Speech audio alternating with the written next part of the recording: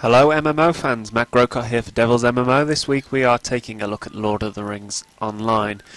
One of the things that interests me about this game, being a Lord of the Rings fan for quite a long time, is that many people would call this World of Warcraft clone. And I find it interesting that many of the fantasy staples that we use, orcs, that sort of thing, were perfected in Lord of the Rings. So it's interesting to me that it's kind of come round full circle, almost. And the other thing, of course, that's quite interesting is being able to actually explore and see famous locations from the book, whether it's the dining room where Bilbo met the dwarfs for the first time, or by the fireside where Gandalf and Bilbo argued over the ring in Lord of the Rings. The whole world is built as a kind of fan service where you see and recognise the people around you, including the Sackville Bagginses.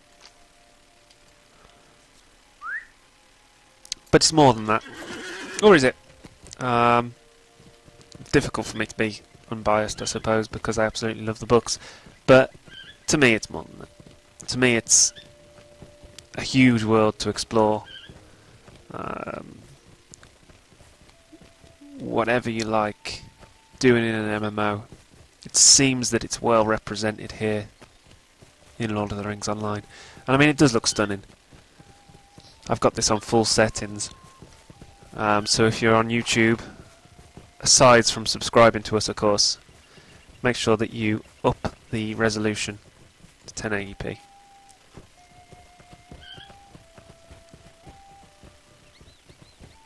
And I mean, it does look quite nice. The hillsides look a little flat.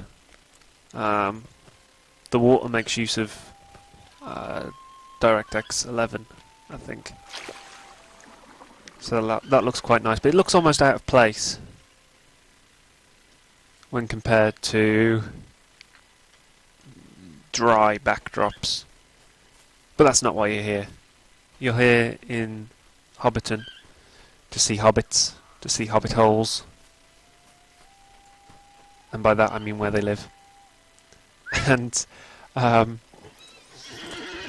you know, you're here to explore the locations that you recognise, and you can do that through the quests, although the quests are a little bit dry in this. Speak to certain people, kill so many enemies, collect certain things.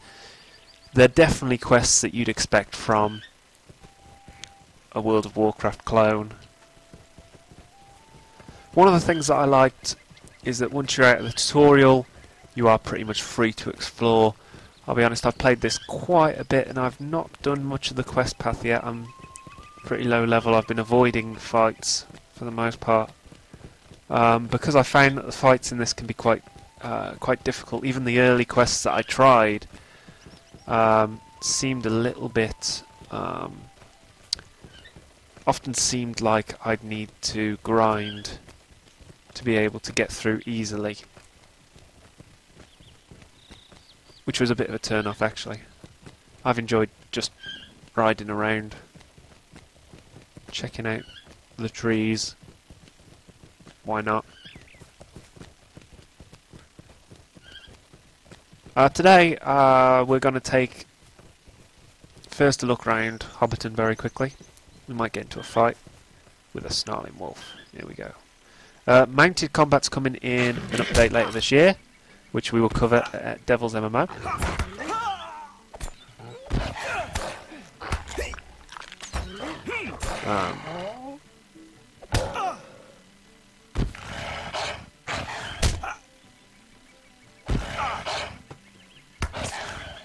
The fighting system is a little bit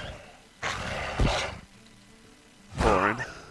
Just stand there watching as not very much happens. Leveled up there.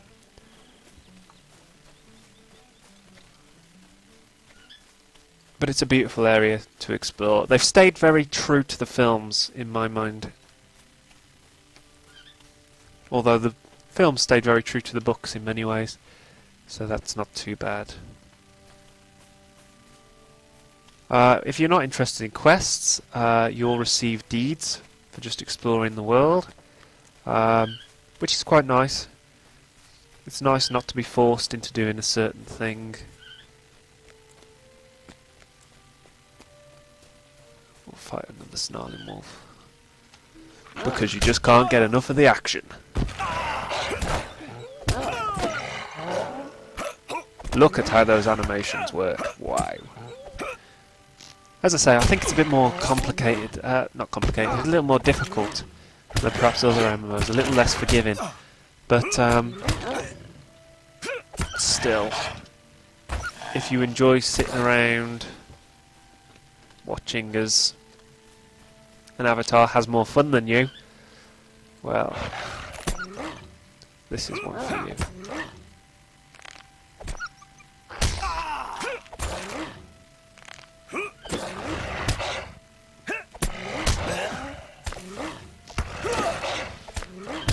The horse, as well as several other things, are available in the Lord of the Rings store, which is actually quite decent. I'm impressed with how they've done it, because although you can get advantages, you can boost the amount of experience you get from quests and from battles, you never feel that you're paying to win, really. You never feel that you're getting an advantage that perhaps other people could be as good as you if they wanted to put the time in. They've offered alternatives. They've offered ways of rushing through the game if you want to, which is nice, because often you just see stores with clothing in, which this has got that as well. But yeah, I was quite impressed by the store. What we're going to do now is we're going to move to a different location. We are going to go to Breeland and to the town of Bree. Any second now. We've got 14 seconds worth of cooldown remaining. So let's go and tip some hobbits. You can't tip hobbits. There should be a mini game, but there isn't. You know, the amount of colour in the graphics, the amount of the design of it all is very impressive. And on top of that, if you are one for quests, and I'm not especially, but if you are one for quests, then it's impressive by how many there are. There are literally thousands. I don't know if you can see up on the mini-map up there. Those two little rings are the start of quests. It is very rare unless you're out in the sticks. If you're in a town, it's very rare not to see at least 2 or 3 on that mini-map at once. I've got 5 on the go right now.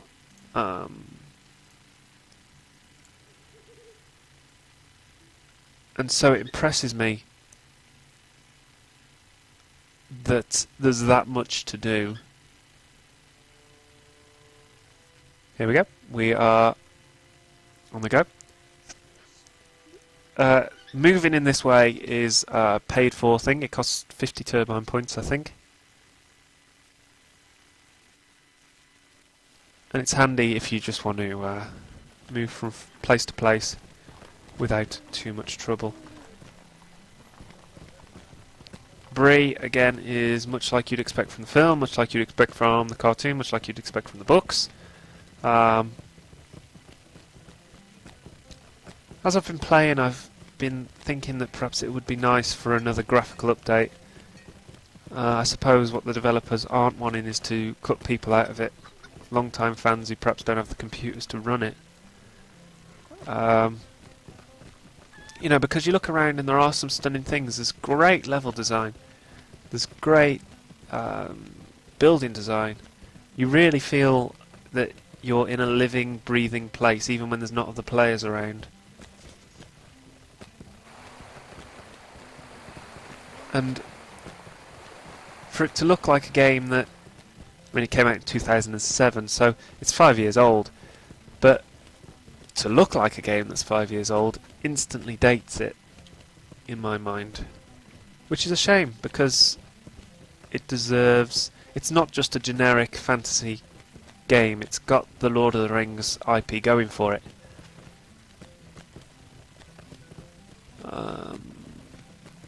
I would like to show a bit more action, but unfortunately... I did read in an interview the other day that I think for the horseback, the battle system's getting a bit of a shake-up, I think, which we'll look at in November when that releases. But for now, I think the game's better designed for people that love quests, or for people like me that just like to ride around enjoying the scenery, being hassled by bears. They will hassle you. See? And we're off. The problem is, if you want to explore, you are going to get destroyed by things you're not quite powerful enough to take on.